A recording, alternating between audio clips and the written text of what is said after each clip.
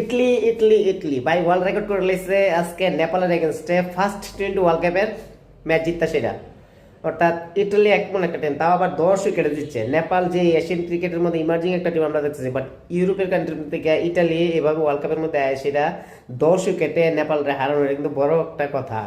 তার লেগে তাদের যে দুই ভাই ওপেনার অ্যান্টনি মস্কা এবং জাস্টিন মস্কা, তার দুইজনে অপ্রতিরোধ্যভাবে ব্যাটিং করছে।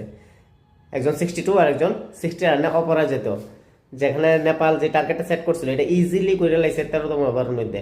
অর্থাৎ ইটালির ক্রিকেট হিস্ট্রির মধ্যে এর থেকে বড় ভিক্টরি আর হইতে পারে না। যদিও নেপাল এজ এ ছোট টিম, অ্যাসোসিয়েট টিম, কিন্তু তারপরেও তার ফার্স্ট ওয়ার্ল্ড কাপ অ্যাপিয়ারেন্সের মধ্যে এত বড় একটা জয়, এটা সত্যি মানে আউটস্ট্যান্ডিং। নেপালের পিএম তার লেগে খুবই খুশি হইব, এবং এই ম্যাচ হয়তো তারা দেখতে জানি, এবং সম্পূর্ণ ইন্ডিয়ার থেকেও কনগ্রেস অনেক শুভেচ্ছা পাইব। কেননা ওয়ার্ল্ড কাপের মধ্যে এমন একটা টিমের হারাইছে, যে নেপাল কয়েকদিন আগে ইংল্যান্ডের কিন্তু অলমোস্ট হারাই দিছিল 4 রানে, বাট আনফর্চুনেটলি পারছে না।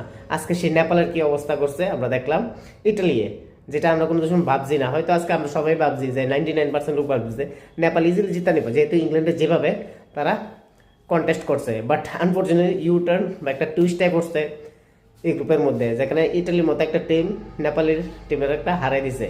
অর্থাৎ গ্রুপ কিন্তু এখানে ওপেন দমদার একটা গ্রুপ হয়ে আছে গা। কেননা নিচের টিমগুলি যেহেতু এত ভালো খেলতেছে, ডেফিনেটলি আমরা কইতে পারি যে আগামী ম্যাচগুলির মধ্যে কিন্তু এরকম আপসেট আমরা দেখতে পাবো। এবং আজকে আবার কিন্তু ইন্ডিয়া এবং নামিবিয়ার খেলা। এবার নামিবিয়া জানি যদি আজকে চাইবো ভারতের আপসেট করতে হবে, কিন্তু এটা সম্ভব না কখনো, কারণ নামিবিয়া সেই রকমের একটা টিম না। বাট ক্রিকেট আনএক্সপেক্টেড, এনিথিং হইতে পারে।